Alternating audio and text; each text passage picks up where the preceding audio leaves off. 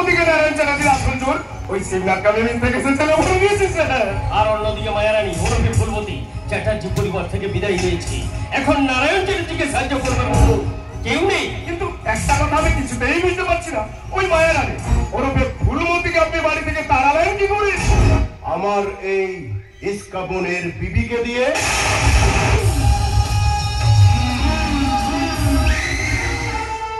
বস, বাবলি জানেবের ইস্কাবনের বিবি আমার আসল ড্রাঙ্কার। ওকে টোপ হিসেবে ব্যবহার করেই তো আমি প্রথমে ফুলমতি ওরফে মায়ারানীকে জালবন্দি করি। তারপর মায়ারানীর গতিপ্রকৃতি লক্ষ্য করে খেটির মত ইচ্ছা করে আমারও আমাকে টোপ হিসেবে ব্যবহার করে সহজেই ওদের হাতে তুলে। হ্যাঁ অফিসার, আর সেদিন আপনারা ভেবেছিলেন যে আমি হেরে গেছি। না না না, আমি জানতাম যে কোনো না কোনো একদিন এই বাবলিকে ছাড়ানোর জন্য সে এখানে আসবে। আমি শুধু অপেক্ষায় ছিলাম, অপেক্ষা। আর আপনার ওই ড্রাগসের প্যাকেটগুলো? বড় কিছুকে পেটে গেলে যে ছোট কিছুকে বিসর্জন দিতে হয় অফিসার। আর আমার বাকি কাজটা এই বাবলি সোনা করে দিয়েছে। সত্যি স্যার আপনি? অমানুষ না স্যার, আপনি হলেন এই কৈলাসপুরের একমাত্র মহান মানুষ, যাকে বলে নেক্সট টু ভগবান। তাহলে এবার আমার প্রাপ্যটা বুঝিয়ে দিন বস। নিশ্চয়ই নিশ্চয়ই, তোমার প্রাপ্য তুমি পাবে। তবে এসো, তার আগে তোমাকে একটা চুমু খাই। আমি বলছিলাম কি স্যার, আমিও তুমি থেকে শিবনাথকে জেলে ভরে দিয়েছি, আমিও কি তাহলে?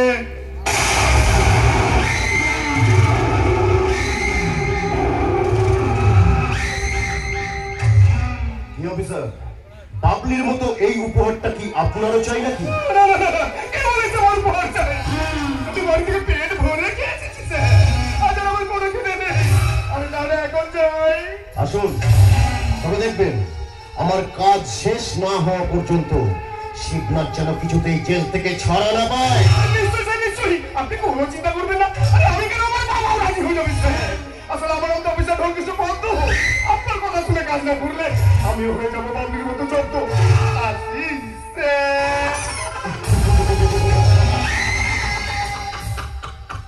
আপনি কি করলেন বস?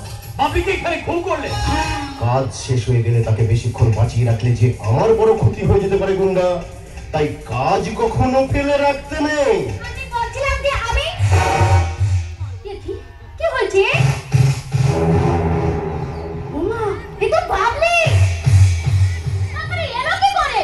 নিজের দিদির উপরে হওয়া অন্যায়ের প্রতিশোধ নিতে আমাকে মারতে এসেছিল। কি করি বলো তো? কত করে বোঝালাম, কিছুতেই বুঝলো না। কত বড় সর্বনাশ হয়ে গেল বলো তো।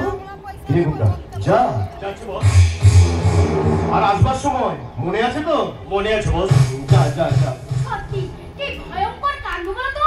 ভয়ঙ্কর মানে? অতীব ভয়ঙ্কর। আরে তুমি ছাড়ো তো আলে। তুমি এখন বলো, আমার এই নতুন বাড়িটা তোমার কেমন লাগছে?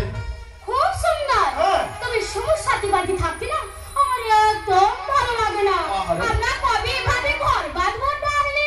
বাঁধবো তো, বাঁধবো। খুব শিগগিরই আমরা ঘর বাঁধবো, কিন্তু আমাদের যে একটু অপেক্ষা করতে হবে। যতদিন না ওই নারায়ণ চ্যাটার্জির জমির কাগজপত্র আর দলিলটা আমার হাতে আসছে, ততদিন যে অপেক্ষা করতেই হবে। একবার যদি আমার হাতে এসে যায়, তারপর তো কোনো বাধা থাকবে না। সত্যি বলছো? সত্যি সত্যি সত্যি।